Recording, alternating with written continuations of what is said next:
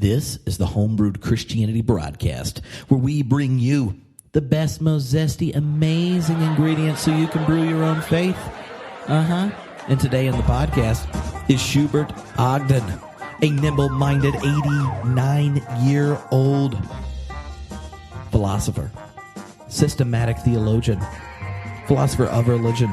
On the podcast, he's talking about the relationship of philosophy, existentialism, metaphysics, and such for systematic theology.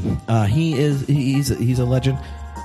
You don't get to hear from him much, but he has a whole stack of new books coming out from our friends at Cascade Publishing. Preach the truth, teach the truth. Really easy lay people access to some amazing theology. I'm saying that now because the book's a really easy read, and this is a very intense philosophical conversation we're about to have. And at the end, he even jokes. He's like, if I was talking to lay people, I wouldn't be this nerdy. So buckle your philosophical and theological safety belt, because Schubert Ogden is about to drop some wisdom bombs. And then at the end, you'll even hear a little bit about some of his previous professors, like Martin Heidegger, Rudolf Bultmann, Charles Hartshorne. And that's one of the perks of finding genius 89-year-old philosophers around, is they have some pretty sweet teachers, and you can get little tasty taste of what they're like. Before we jump in, just as most of you know, this is part of the God series, a series of podcasts about God. We've already had some. We got some more coming up in the future, like Catherine Keller, Amish Young next week. John Cobb's going to be on. Walter Brueggemann. See? You know what I'm talking about? Keith Ward. But it's all leading up to the Unfolding Theology Conference here in Redondo Beach, California at the Hatchery, where I'm Director of Theology and the Humanities. And here's the thing. If you go to unfoldingtheology.com, you can sign up. In each of these Godcasts, you can be invited to the live video stream. But not just that. If you sign up, you'll get invitations to the actual Unfolding Theology event to live stream and engage it there. So you'll be able to hear Peter Rollins and Jack Caputo introduce radical theology and their understanding of God. You'll be able to hear Philip Clayton and Keith Ward talk about some evolutionary panentheism. You'll be able to hear Amish Young talk about the charismatic evangelical appropriations of God today amidst the whole global South revival and the touching of the Spirit. You'll be able to hear Cynthia Rigsby and Adam Clark all at the event. So, you should sign up. That way you get access to all the live stream for fun and free. And if you're in Southern California or want to come out here and get some sun and rays, do it in person. That's always possible. If you're a homebrew Christianity deacon, you should holler at me too. That way I can hook you up. You know what I'm saying? Anyway, before we jump in the podcast and hear from Schubert Ogden, I just want you to know, if you're up in the North Country, in the Bay Area, I'll be up there February 4th at the GTU. Free live podcast. If there are a few tickets left, you can join. And not only is a free live podcast with a stack full of amazing people, but there's free beer from Heretic Brewing Company.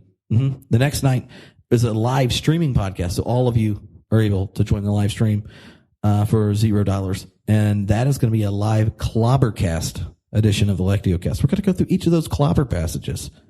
And you can sign up for that on the website, homebrewedchristianity.com. If you're in Palo Alto, where we're going to live stream it from with Kirk, you can message me. You can find info on there and join. Come hang out with us. There's a few people that can sit in the room when we do it. Other than that, there's a whole host of opportunities to connect and such. We got the pregame Theology Nerd Boot Camp with Jorg Rieger in Dallas on the 16th of February. Then PYM, Progressive Youth Ministry, 17th to 20th. We got Unfolding Theology here in March. In April, I'm going to be in North Cackalack. That's right, North Carolina. What? And I'm scheduling some other things in North Carolina on there. So if you want to be a part of that, connect with me, holler back. And and the word is, I'll even be in Canada in July. Yeah. So if you're interested in connecting, let me know. Now, you're going to hear from Schubert Ogden. What's up?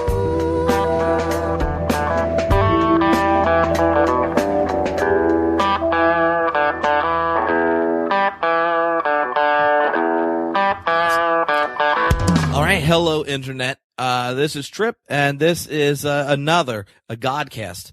This has been a complete treat thus far, joining you all live on the video stream and on the podcast and stuff, getting to engage with 10 amazing thinkers about God.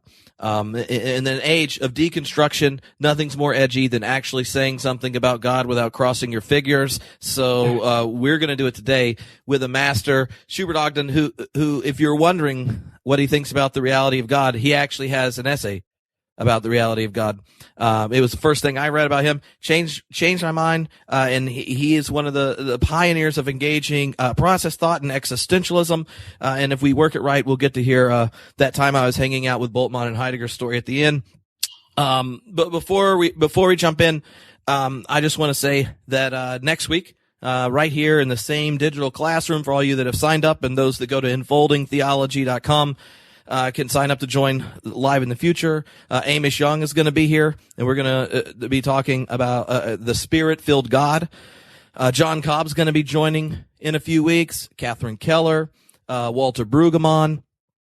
So it's going to be a whole host of fun, all leading up to the Unfolding Theology Conference the first week of March, where Philip and I will get to MC a little Doctrine of God experience. That is extravaganza trip. Extravaganza. It's never happened before. Where we're bringing together 4 different schools of thought, engaging around constructive theological questions. Oh yeah, and Keith Ward is talking one of the weeks about God as well. So, Unfolding Theology, you can sign up, get your invites to each of the live streams, find out about the live event, and yeah, it'll be a good old time. So I'm interested, Phil, because you're joining today, and you want to make sure you get to ask questions first to Schubert after you're done. So when you're sitting there with students at Claremont, home of so many process thinkers, and you're introducing them to the expressions of people that engage Hartshorne and Whitehead elsewhere, like, how do you describe the legend that is Schubert Ogden? I say that Schubert gives us an alternative outside of orthodox, or maybe I should say dogmatically orthodox process thought, that he is uncompromising in his assertion of the reality of God and the centrality of that notion across the areas of human existence, but that he finds a way to fit that closer with the Christian tradition than possibly Whitehead himself. There you go. So, everyone, sit back and prepare yourself to be theologized by the one and only Schubert Ogden. Welcome, Schubert. I appreciate very much the introduction, and I've looked forward to this event, and I hope we all enjoy it and profit from it. I should perhaps say that the title I gave to what I'm going to say is, I think, descriptive of what I'm at least trying to say. And it's very simple: the problem of God for Christian systematic theology. There are different standpoints from which God can be a problem, just as there are different reasons for finding God to be problematic. In this mini lecture of mine at the beginning, I shall say some things about the problem of God as I see it, from my standpoint as a Christian systematic theologian, and for the reasons that I myself have found relevant and important from that standpoint. But what exactly is my standpoint as a Christian systematic theologian, as I understand it? On my analysis, to be a Christian is to understand oneself in one's ultimate environment in a certain way, and to lead one's life accordingly. It is to understand the all-encompassing whole of which one is a part, together with everything else, as neither an empty void nor an unreconciled enmity, but as a boundless, unconditional acceptance, deserving at once of unreserved trust and unqualified loyalty. To lead one's life in such trust and with such loyalty is to believe and to act in a way that bears a distinctive twofold witness: to the ultimate whole of reality by which we and everything else are encompassed, as in Luther's phrase, sheer love. and to the particular historical event through which ultimate reality is revealed to us as such, the event that Christians call Jesus Christ. It is to bear witness to this event as itself of decisive significance for human existence. In short, to be a Christian is to believe in the strictly ultimate reality that some human beings call God as nothing but the love that Jesus decisively discloses it to be, and then to bear witness by leading one's life accordingly, bearing it explicitly through the so-called sacred forms of religion, and bearing it implicitly through the other so-called secular forms of human culture. By its very nature, then, bearing Christian witness, implicit as well as explicit, makes or implies two claims to validity that are important for understanding the standpoint of the Christian systematic theologian. Bearing witness claims to be adequate to its content and therefore to be, first of all, appropriate to Jesus Christ, in that the self-understanding and life praxis for which it calls are in substantial agreement with the faith and way of life that the event of Jesus itself decisively calls for. And bearing witness claims, secondly, that this faith and way of life are credible to human existence and therefore worthy of belief because they agree substantially with common human experience and reason. By substantial agreement in both cases, I mean simply that the agreement is not merely verbal or conceptual, but is also real, in that the self-understanding and the life praxis referred to on both sides are not different, but the same. But of course, making or implying a claim that one's witness is adequate and therefore both appropriate and credible is one thing, while making or implying one's claim validly is something else. And so the activity of bearing Christian witness itself anticipates the other closely related and yet significantly different activity that I understand by doing Christian theology, and specifically doing Christian systematic theology. Like any other form of critical reflection or proper theory, Christian systematic theology asks about the validity of certain claims made or implied by a certain life praxis. In its case, the praxis of bearing Christian witness.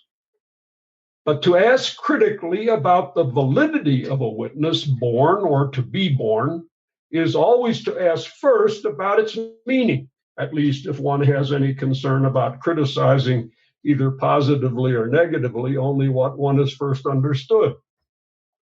And so the standpoint of a Christian systematic theologian is determined by asking and trying to answer not just one main question, but two. One, what does bearing Christian witness really mean, not only at the surface level of its semantic meaning, but also and most importantly at the depth level of its logical kind of meaning? And two, are the claims made or implied in bearing Christian witness really valid claims? Is it, as it affects to be, both appropriate to Jesus Christ and credible to human existence? Or if you prefer, is it both Christian and true?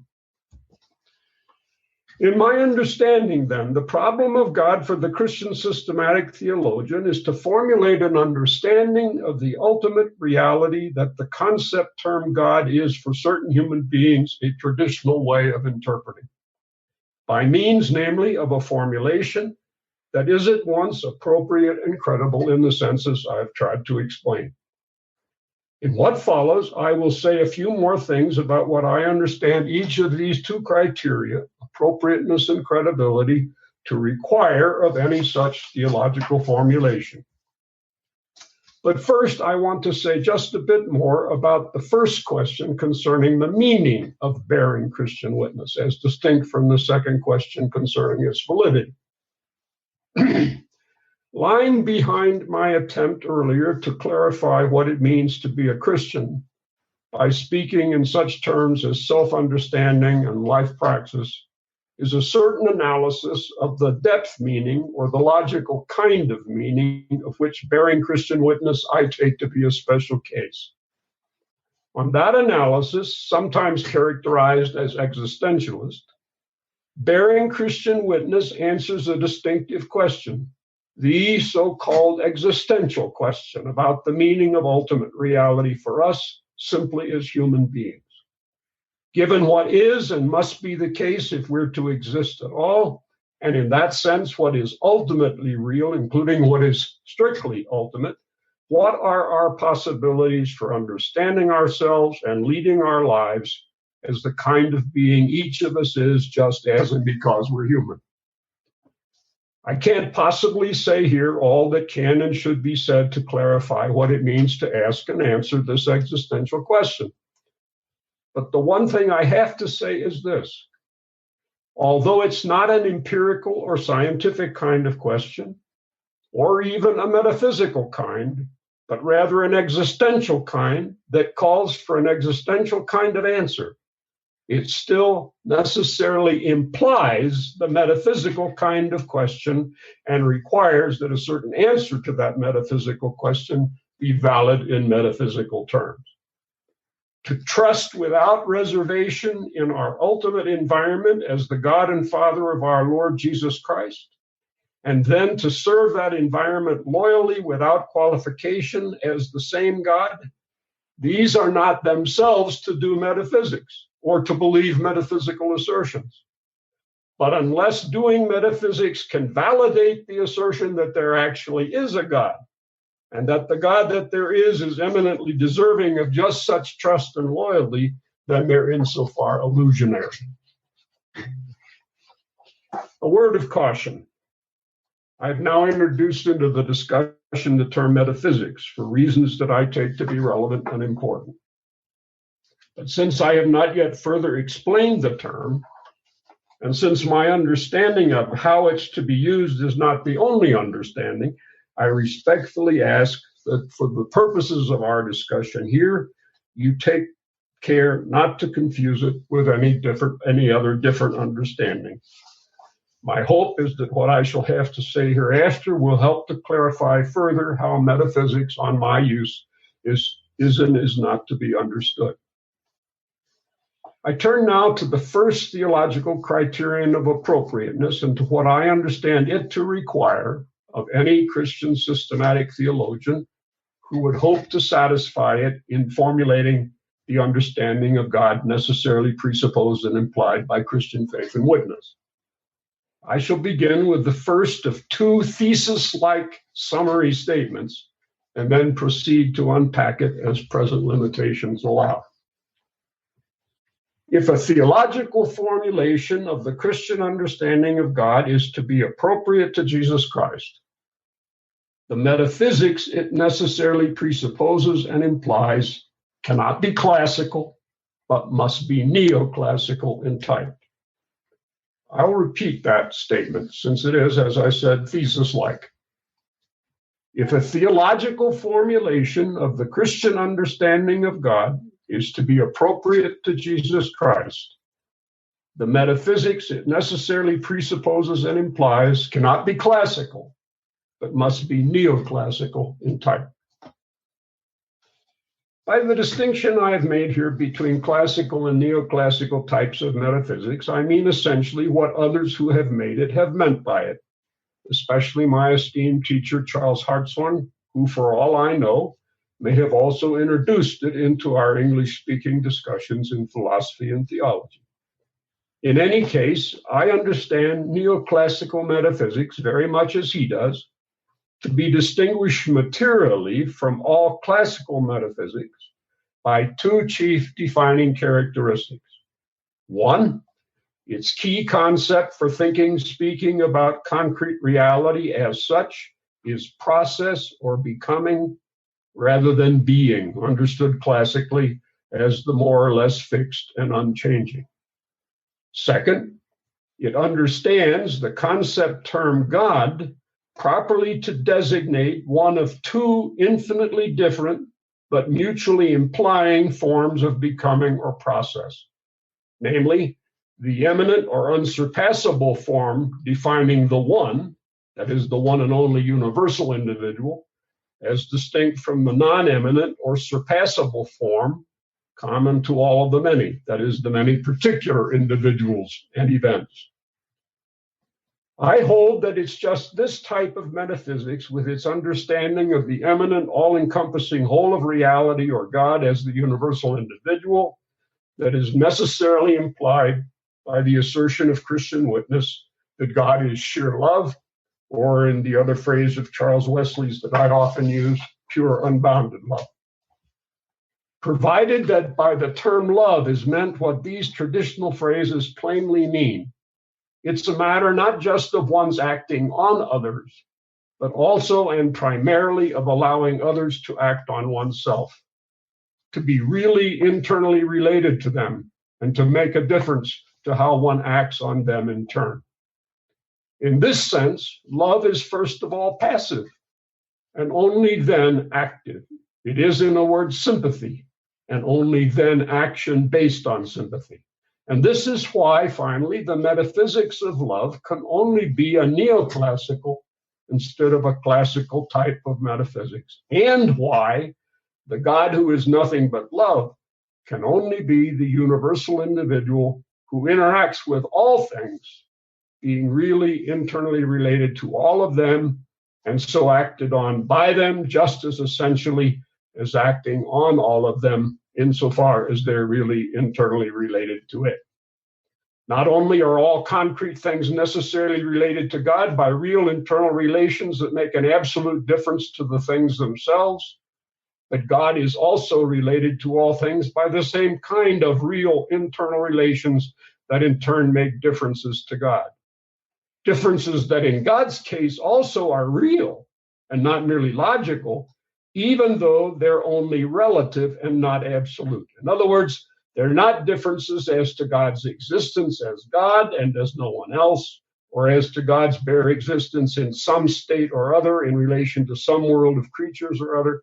They are only differences as to what God is in this, that, or the other particular state, in relation to this, that, or the other particular world.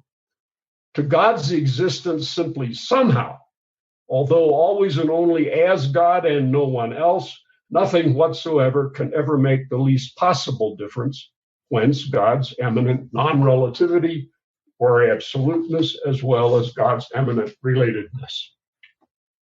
So, with respect to the first criterion of appropriateness, the problem of God for Christian systematic theology, and so for any Christian systematic theologian, is to develop a type of metaphysics that is materially neoclassical.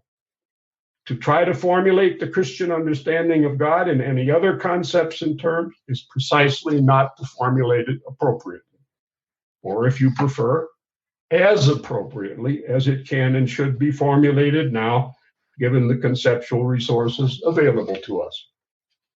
I would stress, however, that if the Christian understanding of God is to be formulated appropriately, both poles of the distinctively dual or dipolar conception of God, typical of neoclassical metaphysics, demand to be developed completely and consistently without either pole being sacrificed to the other. If any metaphysics of a classical type is insofar distinctively one-sided or monopolar in absolutizing being at the expense of becoming, absoluteness at the expense of relativity, and universality at the expense of individuality, a neoclassical metaphysics is careful to avoid any such one-sidedness or monopolarity. For it, God is and must be conceived as the unsurpassable. And this means that God has to be as unsurpassable in being as in becoming, in absoluteness as in relativity, in universality as in individuality, as well as vice versa. If God, as conceived by classical metaphysics, may be said to be too big at any rate for any thought that is both clear and consistent, in something like the same way in which the greatest possible number is too big, God, as conceived by certain other forms of modern non-classical philosophy and theology, may be said to be too small. too small to be the God and Father of Jesus Christ, attested by bearing Christian witness. A God, say, whose omnipotence or power over others is any less than the greatest power conceivable, is not and cannot be, in my judgment, that God. Because the point I have tried to make by this brief discussion of the first theological requirement of appropriateness has been made so often before by other Christian theologians as well as myself, I'm not going to develop it any further. I'll turn instead to the problem created by the other requirement of credibility. And one reason I do this is the relatively greater complexity of this problem itself, and hence the difficulty of adequately clarifying it within the limits of a mini lecture. The other reason is that my way of handling the problem may very well be the most distinctive thing I have to offer to any solution to it. And so I don't want to leave that out. So here again, I begin with a summary statement that I will then proceed to unpack as time allows.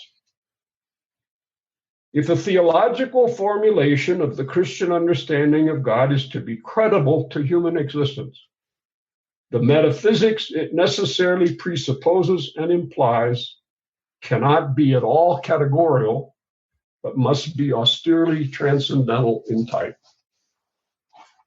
Again, I'll repeat the statement.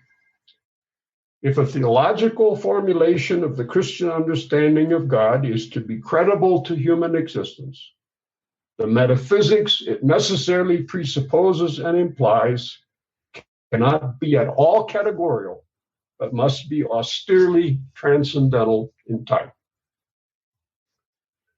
The obvious parallelism between this second summary statement and the first is, of course, deliberate. But there's one important difference between them, signaled by my having already said more than once, not just that neoclassical metaphysics is distinguished from classical, but that it's distinguished therefrom in a certain way, namely materially. The point of my second statement, then, is to say that the type of metaphysics that the criterion of credibility requires also has to be distinguished from another type formally. In other words, in my understanding, as I've explained it, the type of metaphysics that the Christian systematic theologian needs has to be materially neoclassical rather than classical, lest she or he not be able to formulate the Christian understanding of God appropriately. But what I now have to explain is why, in my view, a metaphysics being neoclassical materially is not sufficient if a theologian also wants to formulate the Christian understanding of God credibly. If his formulation is to be credible as well as appropriate, then she or he needs to develop a neoclassical metaphysics that is also formally transcendental rather than categorical. Or, as my statement actually puts it, is austerely, that is, exclusively or nothing but transcendental, as distinct from being in at least some way or respect categorical. My task now is to clarify what I mean by this and why I say it.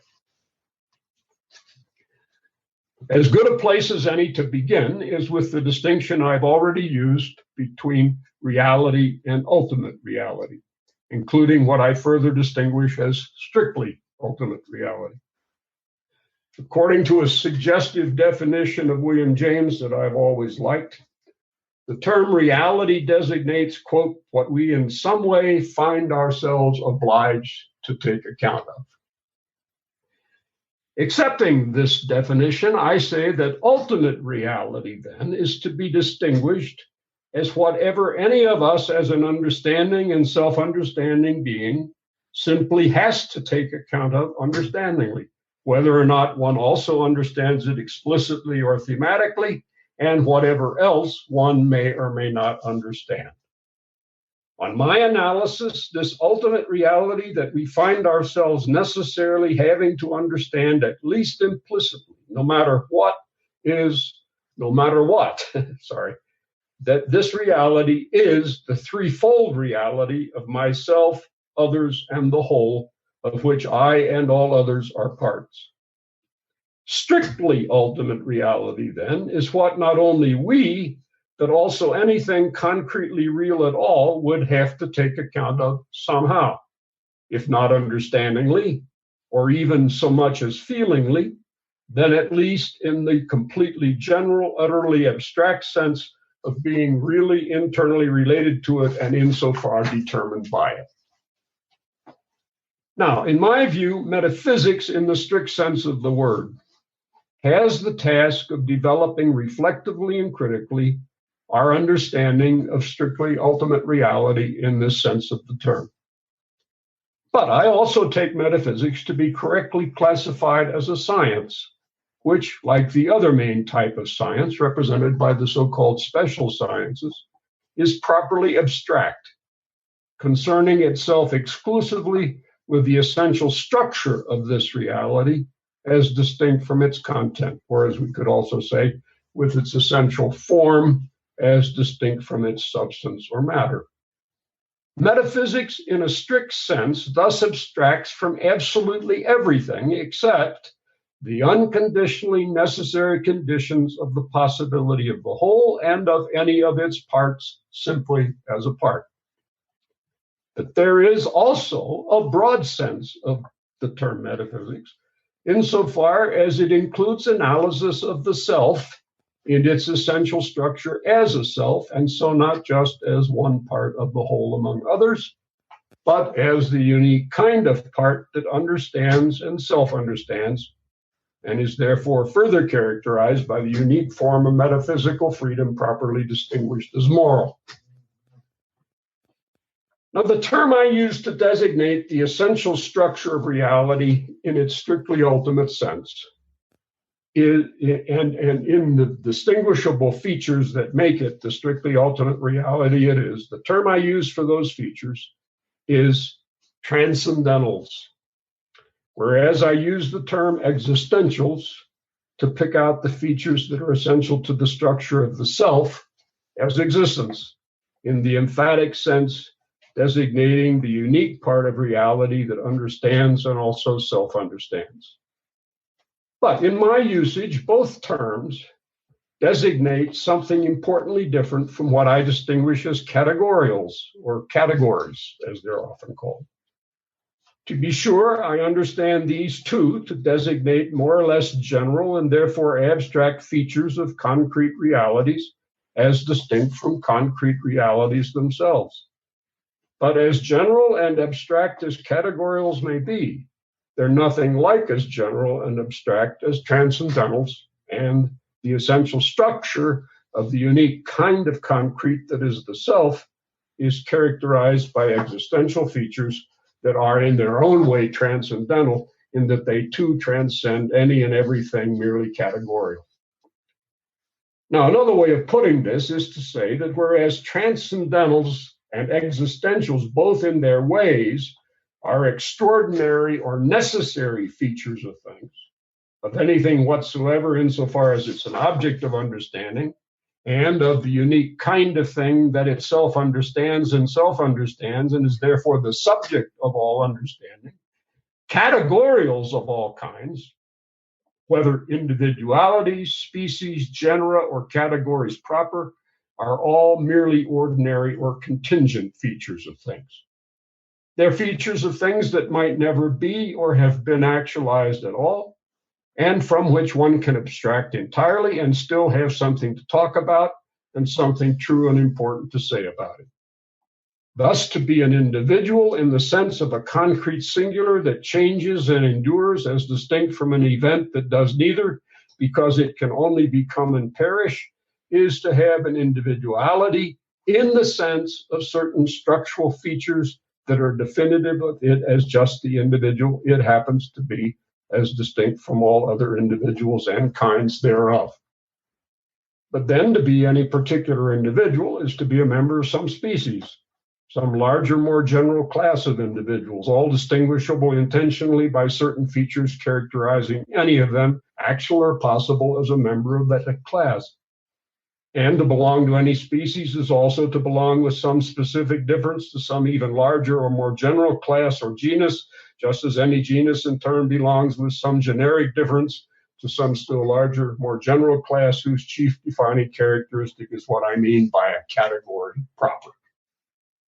As I use it then, the term categorial is systematically ambiguous in both ways.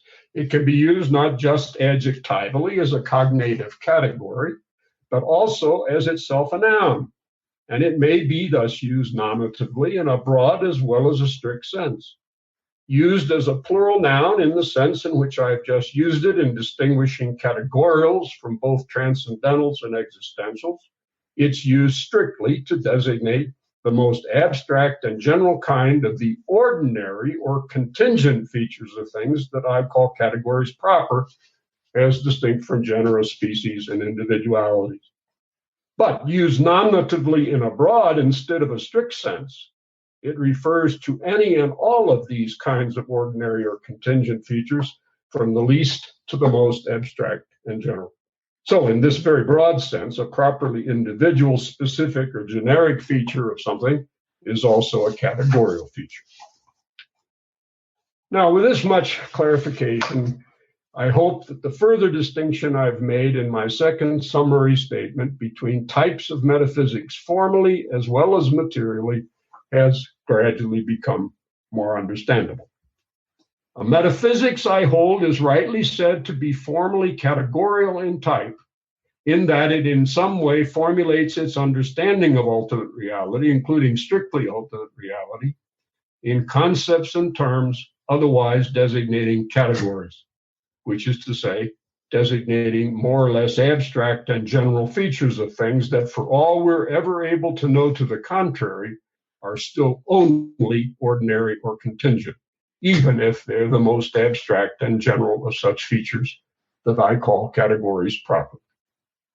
I hold, on the other hand, that a metaphysics is rightly distinguished as transcendental, insofar as it concerns itself solely with the features of things that are in different senses extraordinary or necessary, thereby abstracting entirely from any features that, being ordinary or contingent, are rightly distinguished as categories or categories. Because my terms for these extraordinary or necessary features of things are respectively transcendentals and existentials, and because existentials also, as I've said, are in their way transcendental, even if only relatively, not absolutely so, that is to say, relatively not to anything simply as such, but only to anything that understands and self-understands, I distinguish the metaphysics that I hold to be required by systematic theology's second criterion of credibility simply as transcendental, or austerely transcendental metaphysics.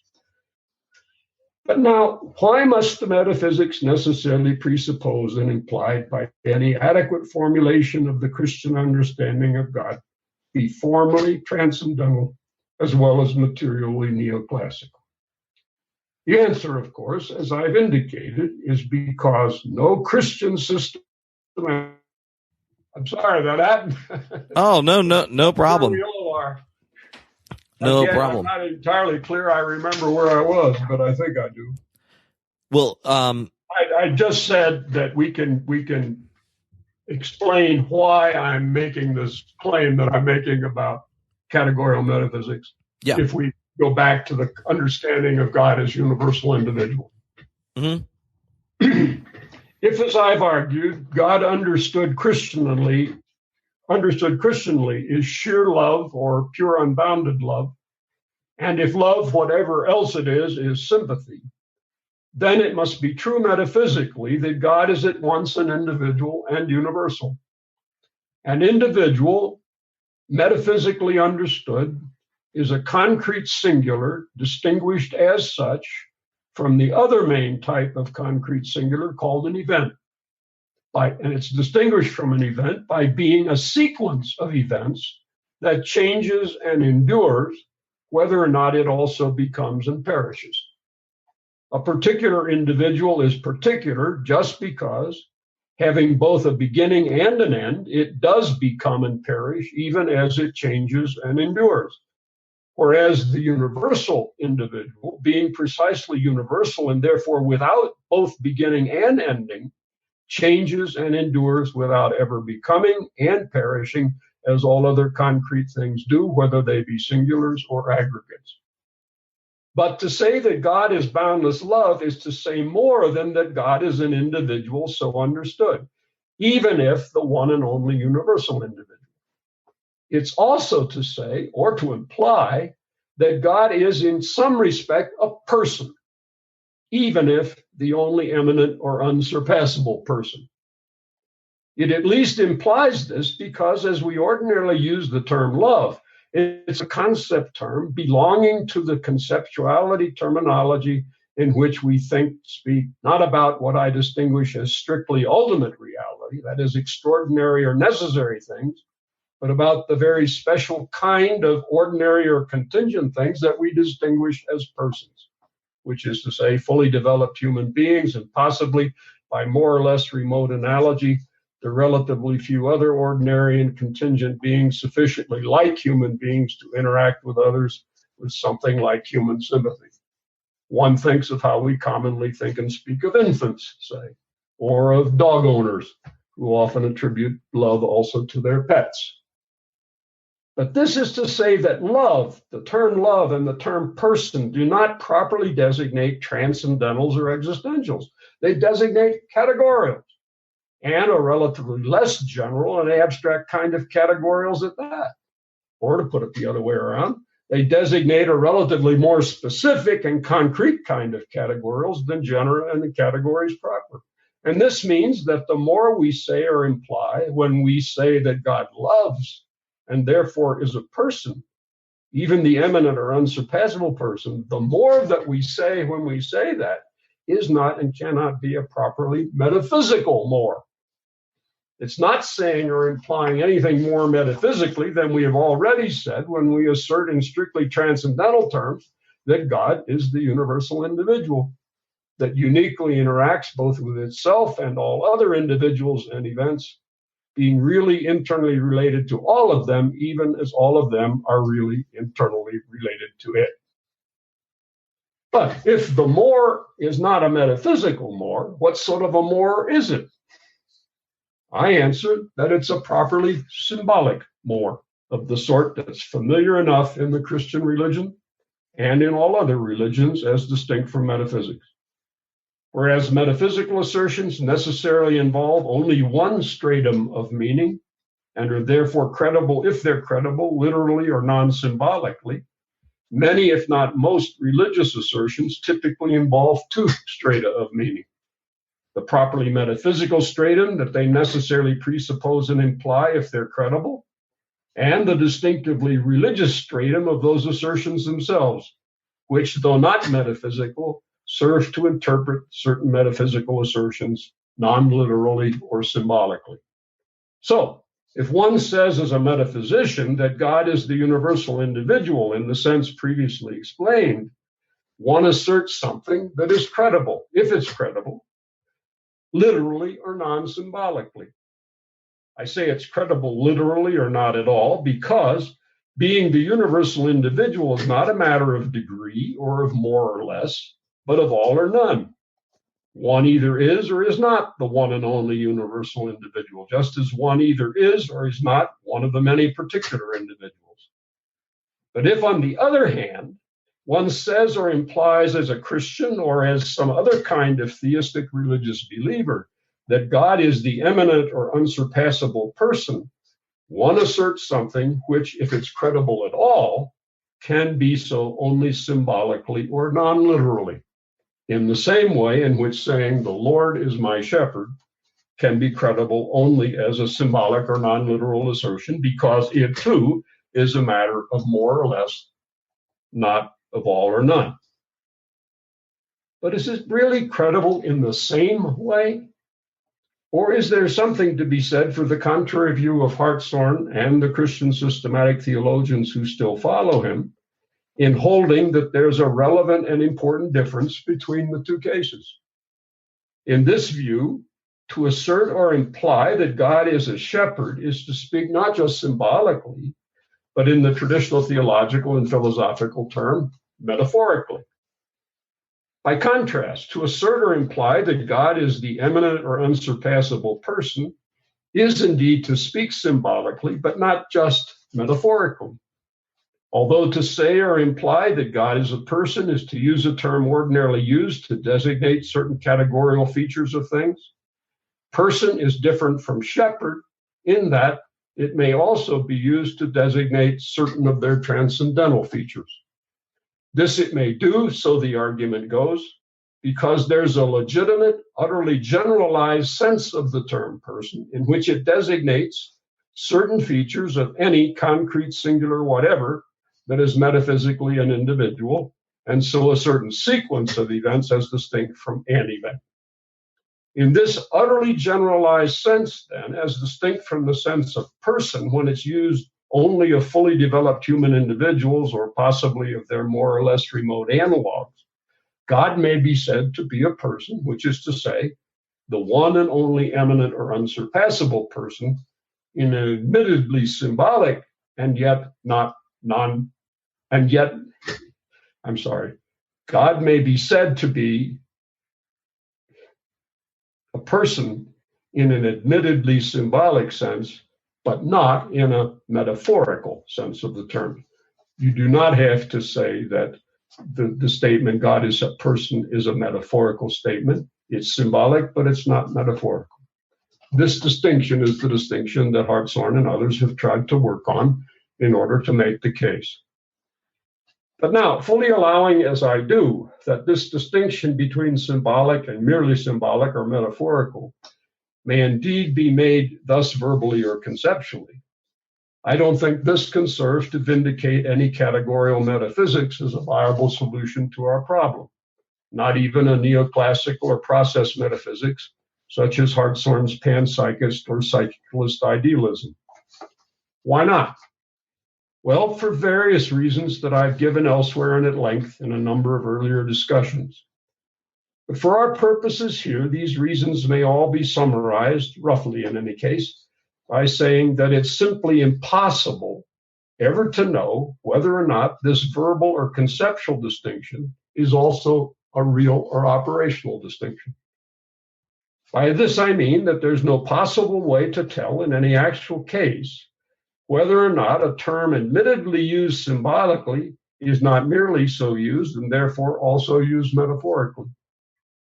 True as it may be that if the term has, in addition to its ordinary meaning, what Hartshorne speaks of as a legitimate, completely generalized meaning by virtue of which it's not just categorical and so only a metaphor, the question remains unanswered whether in any given case a term really has any such completely generalized meaning, or whether it even makes sense to say that it has.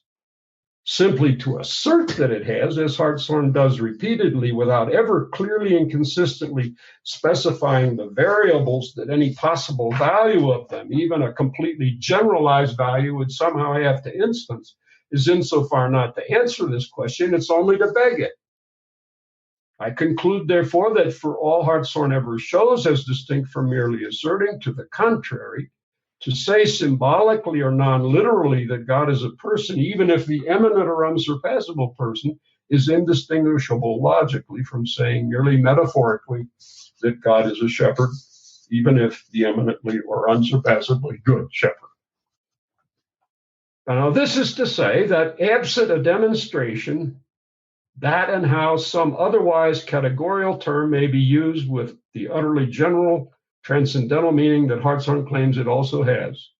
That is what he sometimes speaks of paradoxically as its almost transcendental meaning.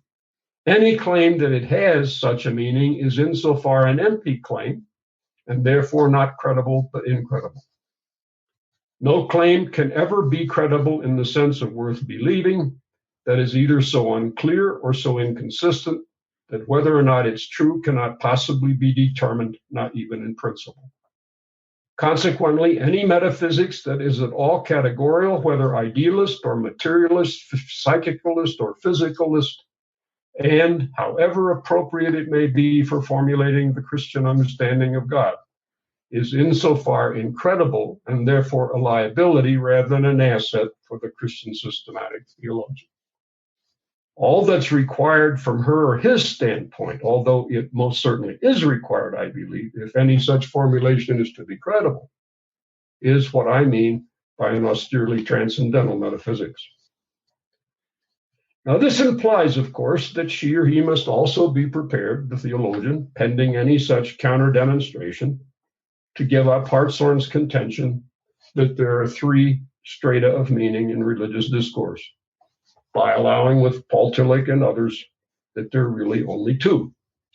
The literal stratum of the metaphysical assertions that any credible religious discourse necessarily implies, and the symbolic stratum of much religious discourse itself, insofar as it too is credible.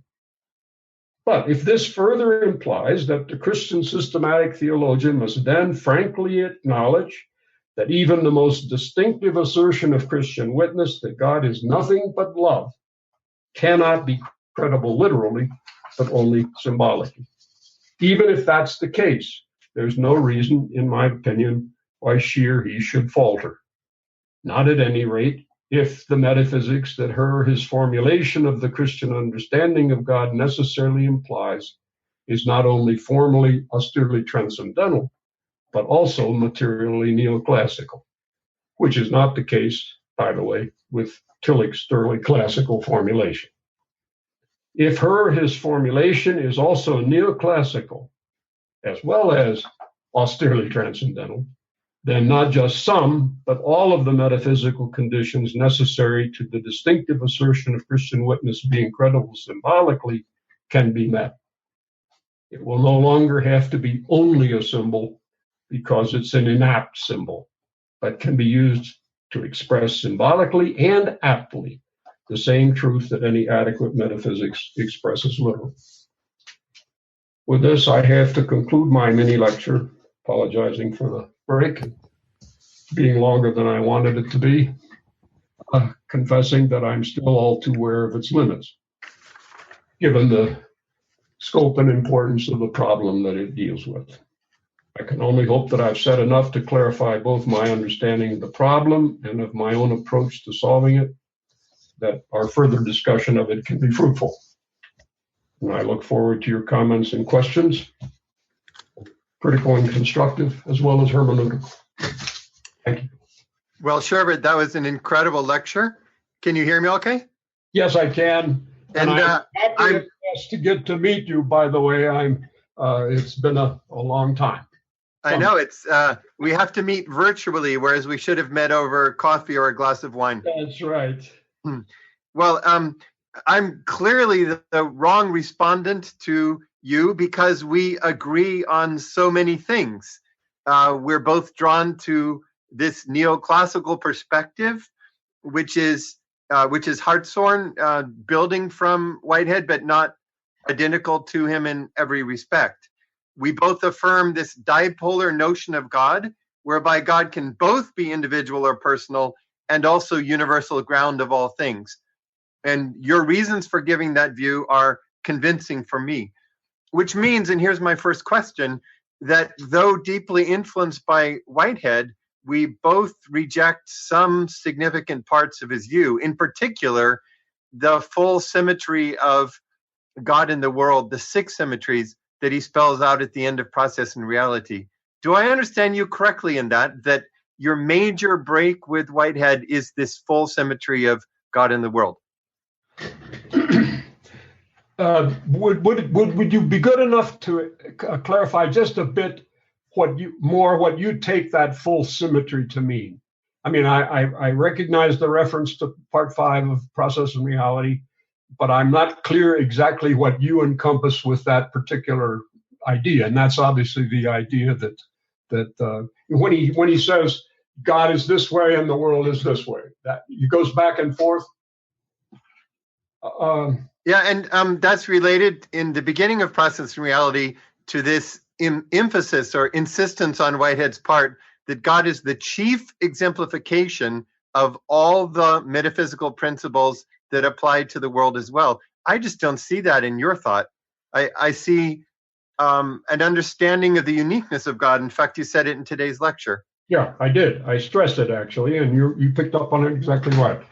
Yeah, there are many of the, when Whitehead is doing that, the sort of thing that you seem to have in mind in part 5 of Process and Reality, when he's doing that kind of thing, and he often does it, he gets carried away by the rhetoric of the matter and forgets the logic, in my judgment.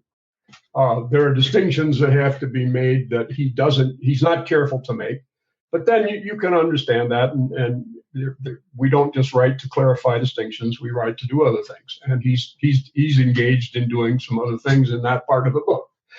So that in that, but I do want to say, in a way, that I think if he says, he doesn't say it clearly enough, in my opinion, that God is the unsurpassable, and that if you cannot, by that test, judge that a statement made about God is a sound judgment, then it seems to me you have good reason to question its soundness. So, Schubert, that means that Whitehead is deeply inconsistent, insisting at some points on the symmetry and God as the chief exemplification, in other places making God the unsurpassable. Is that your charge? I would say that there are things that he says or implies that would make my view of God as unsurpassable an intelligible view for Whitehead himself to hold. I think that I would agree with you, however, that there are other things that he says that would tend to convey a different opinion, tend to convey the opinion that God is in some respects less than the unsurpassable. Got it. Excellent. Now, in respect to power, for example, I think Whitehead was sensitive to that issue in a way in which others also have been. Yeah. So let me take one other area of similarity in our views and then do what a good philosophical respondent always does, and that is speak of my areas of discomfort with the position you shared, which echoes many things you've written in the past.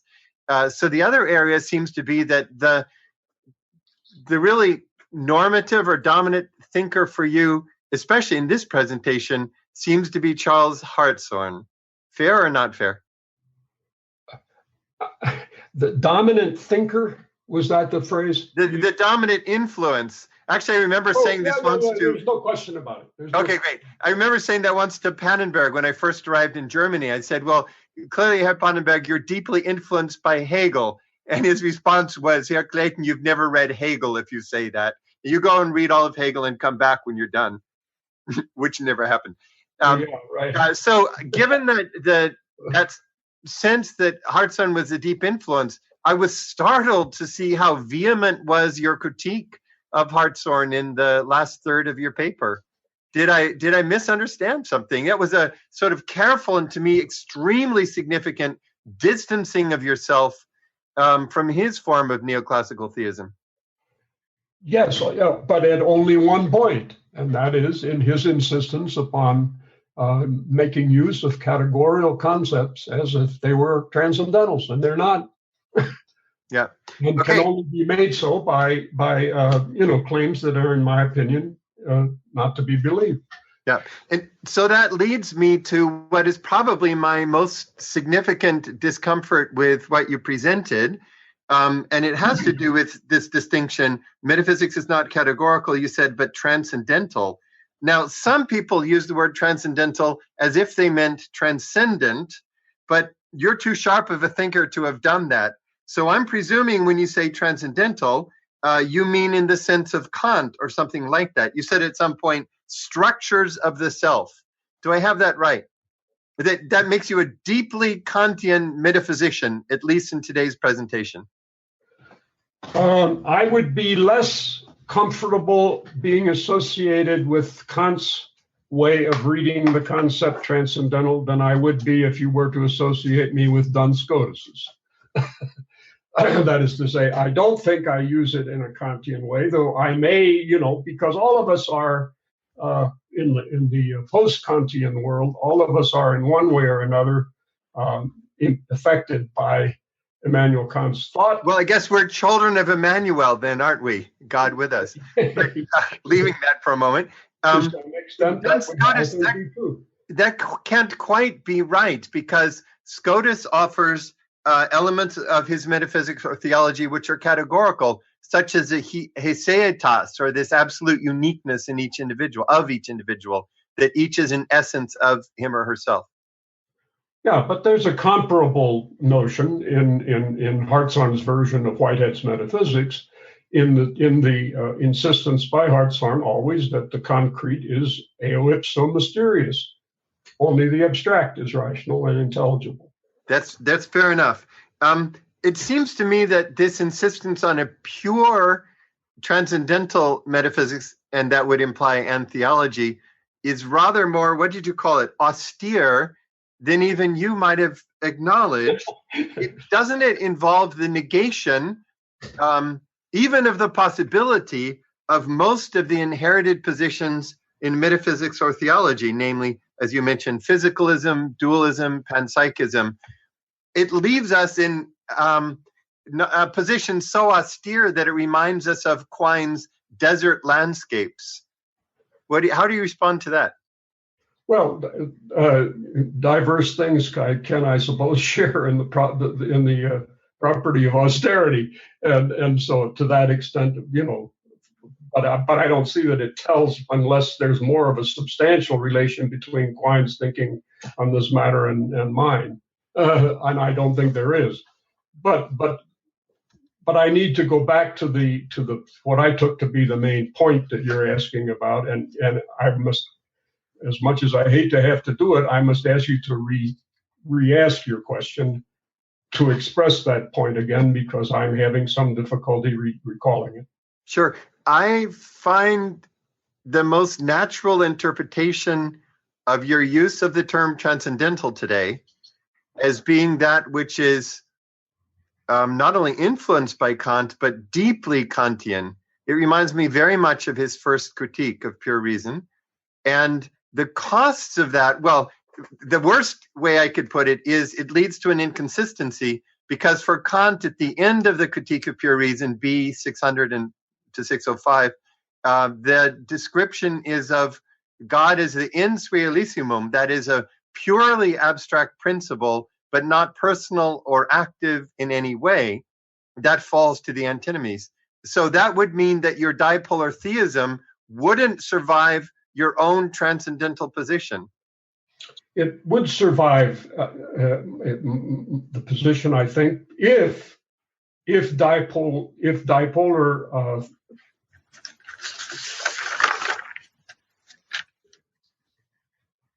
if the basic concept of dual transcendence is sound. That is to say that God transcends not only in respect of the attribute of God's absoluteness in relation to others, but God transcends all other things also in the relatedness of God to all other things. If that basic claim of a dipolar theism is sound, then it seems to me that you could talk about the radical abstractness of God, and also the unsurpassable concreteness of God, and both would be true because your thought from beginning is a dipolar mode of thought.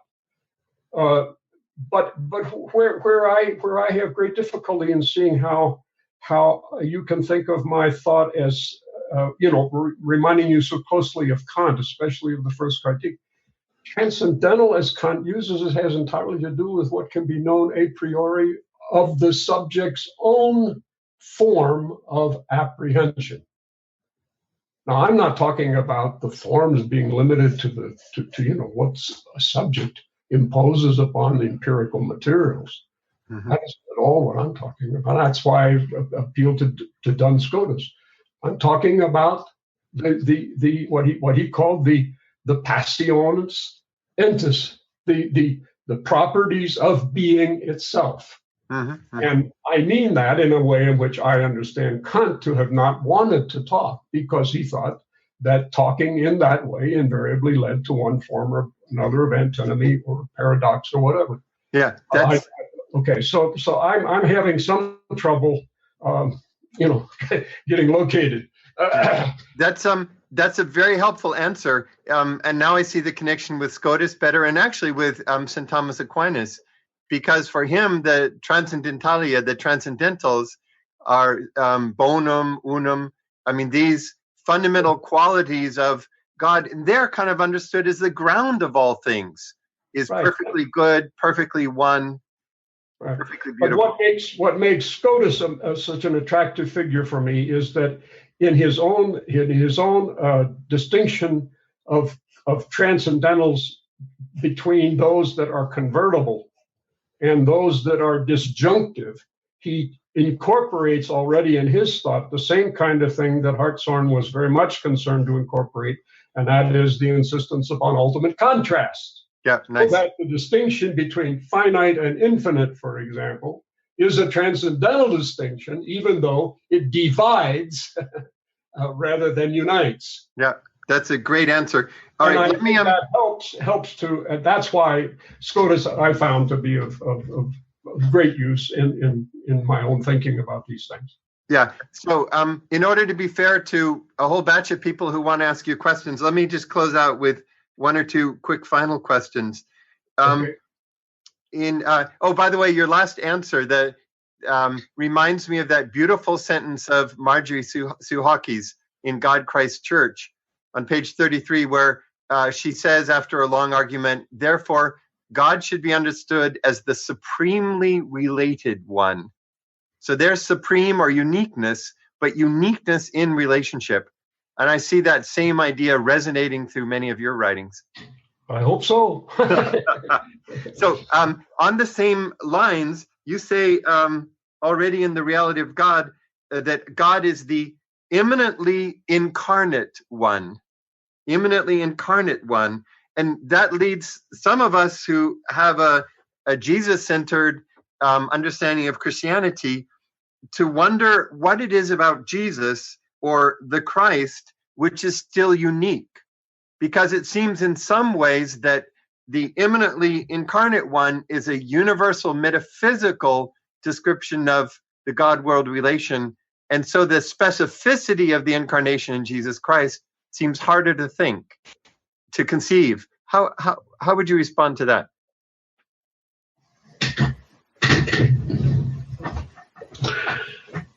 Well, I think I'm tempted to go in a couple of directions, and I'm not sure which one to go. I've sometimes said to myself this may sound excessively paradoxical, but the only way a revelation can be at once special and at the same time can validly maintain to be universally relevant and true. The only way that can be is if there is the same thing on both sides of that distinction. You cannot. Jesus can be easily conceived as the founder of the Christian religion, and the distinction between that and being the rational reality that determines all things, that's a distinction that anybody can grasp in an instant. But if you then compare not Jesus, the founder of the Christian religion, but Jesus Christ, as he has been understood in the tradition of the church's witness, then you cannot, then the leap from that to very God of very God, like so on. That's not that big a leap. It's in fact, it's a fair question of whether there is any leap. And that's why theologians down through the tradition, I think of someone especially like Frederick Morris, who said if we simply think out what Christianity means in its breadth and its full scope and depth, then all of the things that are enumerated in the creed as acts of God were eternally present and active. Beautiful. That's such a great conclusion that I step aside and hand it to Tripp. We couldn't do better than that last comment. Well, thank you very much. Thank you for your questions. I've enjoyed it. It's been a happy first meeting, though I hope there will be many more. I do too as well. Thank you, Schubert. You bet. So that was just that was wonderful and a real treat. So I gathered a number of questions that kind of connect what you were discussing with the conversations we've had with previous guests and some of the upcoming ones. And while you were talking, I was looking on Twitter, people tweeting quotes and stuff, and someone sent a question in. He said, "Ask Schubert why he's not an atheist and why that answer matters."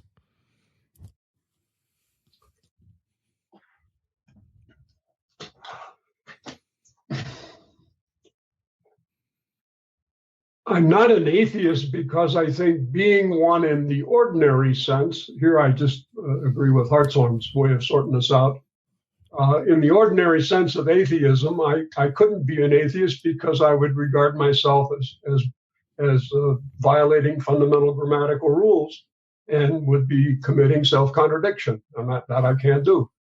That is to say, I think whatever theism is, if it's properly understood, it can claim to be good grammar.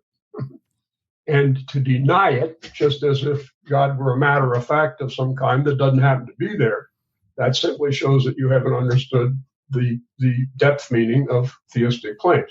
So if atheism means that kind of atheism, then that's the reason I'm not an atheist, because I think it's self-contradictory, in the same way in which being a relativist is self-contradictory, or analogous way. Mm-hmm. But now, if you mean by atheism something what Hartshorne would have called a priori atheism, or positivism, as he just equated with positivism. If atheism in that sense, that's a much harder thing to deal with, except that it seems to me the underlying premise of that kind of thought is that it is an uncritical acceptance of the proposition that if something is said to exist, the proposition asserting its existence must be logically contingently true. And I find no evidence for that statement. That is to say, that's a generalization that goes beyond the limits that my understanding of these matters allows me to say. That is to say, there's no reason to believe that the only things that can be said are contingent statements. There are certain things that I think can be said that are not true contingently, they're true necessarily, and they couldn't be false. For example, something exists. I don't think that can be coherently denied. Now, you can say nothing exists, but I think when you do, all you're doing is just putting words together. You can give no meaning to the words. The words fail to grasp a concept.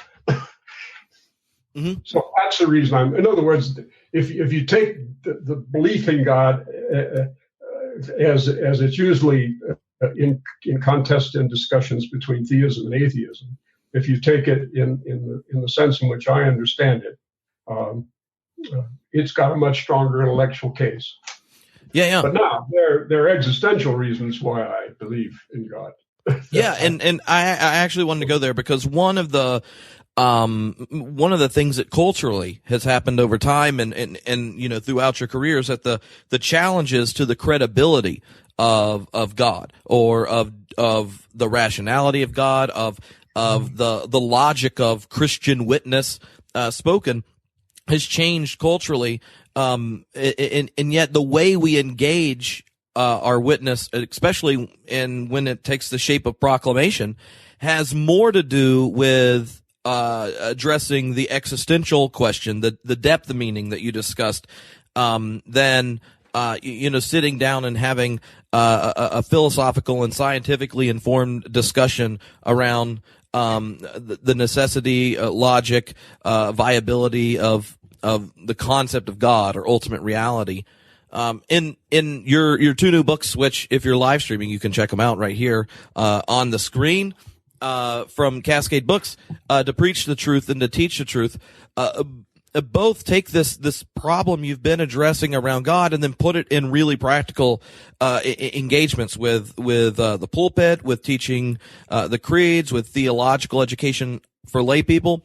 So can you give us a window into that existential dimension, that the depth dimension that you were discussing earlier, its shape and its relationship to human anthropology and the Christian testimony in relationship to it? Perhaps the easiest way for our purposes here for me to do that would be to simply recall an early starting point in my published writings. was the kind of argument that I developed in The Reality of God, to which you made reference at the beginning of the program. I argued in that book that all of us as human beings have a deep faith in the meaning of our lives. And it's a faith that we cannot seriously question, because to question it is to presuppose it. It's a perfect transcendental argument in that sense. That is to say, I believe that when I do something, it makes a difference. And that's part of what doing it means, is that I'm making a difference. And if you then tell me that in the long, however long run you want to go, it won't make any difference, then I find the statement that I have made a difference impossible to understand or believe. In other words, if I live as I normally do as a human being, I make a claim on the future that only something like God, as recipient of all that happens in the world, only some such God could make sense out of Schubert's faith. I mean, that's what it comes to. That's another way. The other thing that I find that is absolutely unavoidable, and that's to believe that things will go tomorrow pretty much the way they've gone today. I can trust them. I can generalize. I can live my life learning from what I've had past experience into present experiences and experiences for the future. Now, there will be surprises in all of that. Certainly in the empirical learning that goes on all the time in my life, there are always surprises. But I have an ability to trust the order of things. Now, if I try to explain that order by saying that everything is contingent, I find that I can't give a coherent explanation. In other words, so if I live at all, I live with a faith that the world is an ordered world. I live with a faith that what I do makes a difference. I live with a faith that the ideals that I feel bound by, either being faithful to them or disobeying them, these make differences. And now if that's to be cashed out, I can't cash it out in atheistic terms. Mm-hmm. Well, one of the questions that came up was really about how you're nuancing around language and kind of the pushback against a metaphorical thought, the affirmation of symbolic thought, how you would take that insight into dealing with some of the language in not just Scripture, but in the tradition like the Trinity. How does the conversation around God as person, personal, no less than personal, that conversation get picked up in relationship to the Christian affirmation of the Trinity?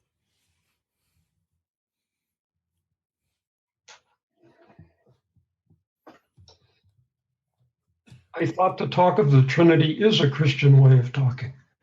Yeah. But I understood you at the end to ask about the relation between Christian ways of talking and that Trinitarian way, and I was confused. Okay, well, maybe put it another way. If the special revelation of God in Christ is a revelation of the God who was always already the case that way, as a way of it being both special and universal, is the Trinitarian, the Church's affirmation that God is Father, Son, Holy Spirit, special in that way, where the ultimate reality has revealed itself to be so specifically Christian? Or is the revelation of God in the Trinity that takes shape in the language of the Church, its testimony and things, a referent to some threeness in God, some dynamism in God, some becoming, and that kind of thing? Okay, I think maybe. If I've understood you, tell me if I haven't. You're really working on you're assuming, in order to put the question the way you have put it, you're assuming the distinction often made in theology between what's called a trinity of revelation or of experience on the one hand, and a trinity that is ontological or metaphysical on the other. Is that what you have in mind? Yeah. That conversation got picked up a couple weeks ago in the God Call, and I thought it would help show some of the contrast between you and... My basic position as a theologian would be to say that the only basis to talk about God in God's self, in a so-called ontological or metaphysical way, is on the basis of our experience of God. So that I would want to tie a trinity of revelation or of Christian experience, I would want to tie that very closely to the trinity of, an ontological trinity or a metaphysical trinity. And I wouldn't see any reason to talk about God metaphysically for theological purposes in a Trinitarian way, unless, in order to do full justice to the symbols of the Christian religion, I was led to do that.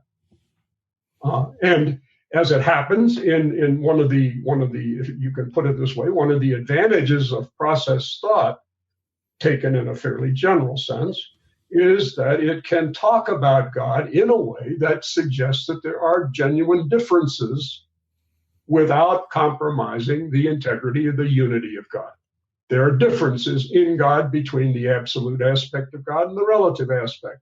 To that extent, then, process thought has a kind of edge on other ways of thinking about God, especially the classical one, where distinction in God of any kind is simply ruled out by that arch axiom of simplicity. That the last thing that God can be is in any sense complex. And yet it seems to me that it's the essence of being God to be complex, because you are said to be, if you're said to be the Christian God, the source of all things and the final end of all things. And if that doesn't entail complexity, that all things kind of vanishes on the edge of things. Mm-hmm. One of the things that I was really struck by in your book, to Preach the Truth, is the way in which your kind of existentially shaped understanding of the Christian faith nuances your exegesis. It enlivens the points you make and things, but you don't, preach existentialist philosophy, but it's all driving and coming out of the biblical text. So I was just interested in hearing how you, as a philosophical theologian, sit down with Scripture in preparing sermons that are both intimately shaped by the text, but also by your career as a philosopher and a theologian. Because you make it so approachable to a large audience. It clearly shows a level of wisdom that is hard to get to. I have already cited Frederick Denison Morris. I just referred to him a few minutes ago. One of the statements of his that I've always been very fond of is a statement that a sermon is a poor substitute for life, but with a little bit of luck, it can serve as a useful interpretation of life. And I've tried to remember that when I'm preaching and teaching in the church, I'm not doing what I'm doing when I'm doing theology. It's the product of that doing theology, but it's a very different world, a different context, different sensibilities, different values, so that if you don't take those into account in the way you preach, you're not going to be addressing anybody. So that there is a distinction between these that's important seems to me valuable. What theology exists to do is to provide a control on what we do in the pulpit and at the lectern in the church. A control in the sense that we know what we mean and we can put it formally if we have to, but we don't put it formally when we express it to the person whom we have no reason to suppose has this formal thing in mind. I couldn't imagine reading a paper like this to a group of laypersons. I mean, that just doesn't. I would never think to do that. Mm-hmm. So I don't know. That just sounds like a lame answer to your comment, but is this what you're after? I mean. Yeah, and maybe one way to get there would just be to because I would just like to hear it, to share a bit about what it was like to be there with Bultmann. Like, what was this? To some people, he's this arch demythologizer, not doing good for Christianity, and then for others, when you read Bultmann. He has this passionate love for the text, for the Christian faith, and things like. How does that combination, his combination of kind of philosophical existentialism and profundity as a scholar of the New Testament, demonstrate something going on in Christianity that we miss if we just dismiss him as some like liberal demythologizer and don't wrestle with what he brings to the surface? Yeah, those who have allowed themselves to dismiss him or to fail to pay continuing attention to his work on the ground that he is a demythologizer simply haven't understood what's going on. So there's not an awful lot you can do with invincible ignorance. You just have to accept it. But if you mean, how was he in these matters? It seems to me he was always very sensitive to the difference between theology and what it does, including especially his own special task in theology, namely historical theology, biblical studies. What theology does on the one hand, and what is done in the pulpit and in the lectern in the church, these are very different things. They're not that. And the importance of theology is that it acts as a control on that other activity, but that other activity has its own vocabulary. It has its own way of doing things that's very, very different. And you don't want to get those mixed up. Nobody wants to come to I think nobody who's clued wants to come to a church service and then hear a lecture. That's not the purpose of it. The purpose of it is to call forth in me that understanding of myself as a creature before God that I have to come to terms with in order to be a decent human being. That's what ought to be happening in the sermon. and the New Testament texts from which sermons are supposed to be preached, typically, are texts that are very good in talking about human life in this way. And so if you stick with your text and bring to it simply the insight that text is intended for you, and you're to find something in it that speaks to you, that's the whole point. If you really read it that way, then you can pretty well let the text preach. Okay? It's a matter simply of helping the text to say what it has already said, albeit in a form that for many of us today is alien. Mm-hmm. It's because of the differences that are not all that hard to understand. But if the basic message of the church is what some of us believe it is, namely that I matter and so does everybody else, to put it very simply, okay, if that's what it's all about, the good news that you can trust in God and you can love others because you have that trust.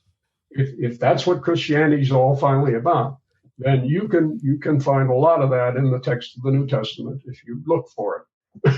And you don't have to force anything on it at all. All you have to do is read it. It's always there. Yeah, Paul, you've been sitting over there, and I know you're friends with Schubert. I'd love for you to ask a question or two as we're wrapping up. I don't want to get to the end and you haven't got to say anything. But this is Paul Capetz from United Theological Seminary. But he and I are getting to teach systematic theology this semester together at the Hatchery. So anytime you get to hang out with Paul, it's a lucky day. Good. Schubert, I appreciated hearing what you just had to say. It's a great clarification of your writings that I've studied and pondered for many years. Let me just ask one question. If I recall correctly, in your writings, you distance yourself from speaking of your own arguments on behalf of the reality of God as in any way a proof. Do I recall correctly? You don't like to use that terminology to talk about your own arguments, say in the reality of God? I believe that there are certainly formulations already in the reality of God and down through other writings that indicate rather than to talk about a proof, it would be better to talk about an argument. That's kind of thing. Backing off from any hard-nosed claim that you can prove the existence of God. As I have grown older, I have become less cautious. I'm more willing to say that if you understand what a proof is to begin with, you don't have to be that cautious. Well, can you clarify that then? What I mean by that is really not that complicated. If proof means that it's such that it rules out any other possibilities, then it seems to me it's a bad term to use in talking about such things as the existence of God. It's misleading because there are always problems that you can raise with any of the premises from which you can deduce the conclusion God exists. There are always problems. Including your own? Of course. Okay. The question is only whether or not the person who adduces the problems and uses them as a basis for not joining you in the conclusion you draw from your premises. The only question is whether or not his having to take one or the other of your premises and deny what it says is more of a problem for him than believing with you. What you try to do in any argument is to show that the alternative is not as acceptable as is the position being argued for. And it's not different, it seems to me, in arguing for the existence of God. The existence of God either clarifies certain things that are otherwise left muddy, or it's not something that you want to conclude as a good conclusion. Would be but there was something else that the way you put it, that has now, my memory is not good, and so I. Well, no, this has been helpful. Thank you. I appreciate your answer. No, there was, but go back to how you were pushing this. There was something I said that you found clarifying, and then you wanted to carry it further, and that's where I didn't stay with you. But I'm probably not. I interjected a question just to see if I understood you.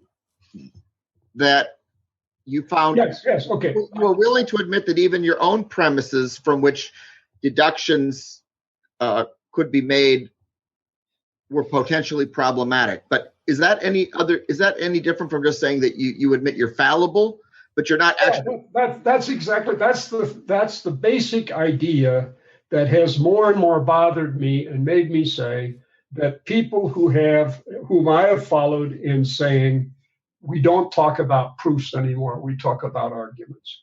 That it's no need to say that if you already understand that it belongs to any proof, that you can always reject its conclusion if you're prepared to reject one or the other of the premises from which that conclusion has been validly deduced. Okay. If you're willing to pay the price of denying one of the premises, you don't have to accept the conclusion. Okay.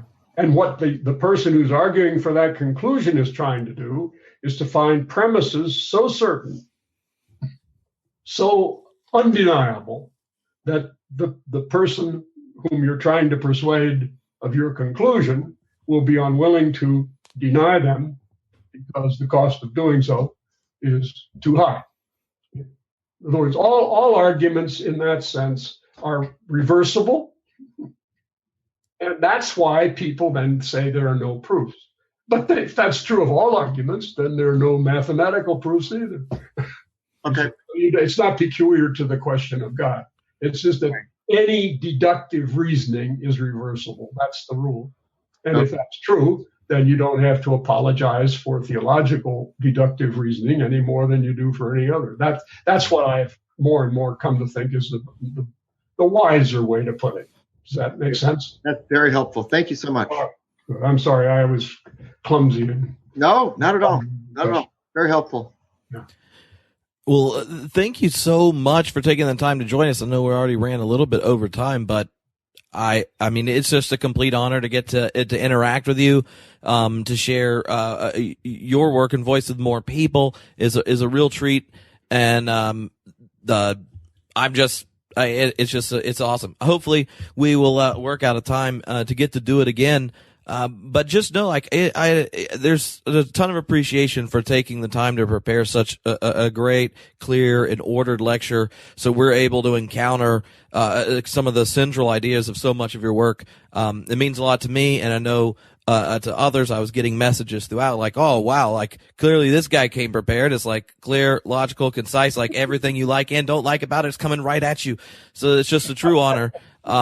And I hope people go check out your new books. Let me along with the others, but to preach. Please let them understand that they're not what I did today. These are samples of my teaching and preaching in the church, not of my philosophical theology. Yeah. I mean, if Fred Craddock is on the back of your preaching book, then I mean that's some real quality control. So check them out when the videos come out live and the podcast comes out. You'll all be able to get links to it there and share it with your friends and family and that kind of thing. All your favorite nerds out there. And next week we will be talking to Amish Young, 1:00 on the West Coast, about understanding of God in light of science, charismatic movement, and all kinds of stuff. So the God conversation will continue, and hopefully Paul and I will have another chance to interact with you on the internet about your own work. Awesome.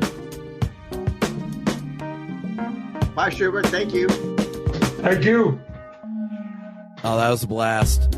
And thank you, Daniel, for helping us arrange all the tech stuff with Nathan. You and Nathan combined turn into a powerful force of helping technology work. And now we know it works, then it'll be easier to have the good doctor join us in the future. Well, it was certainly simple as it turned out today. I mean, it was amazing.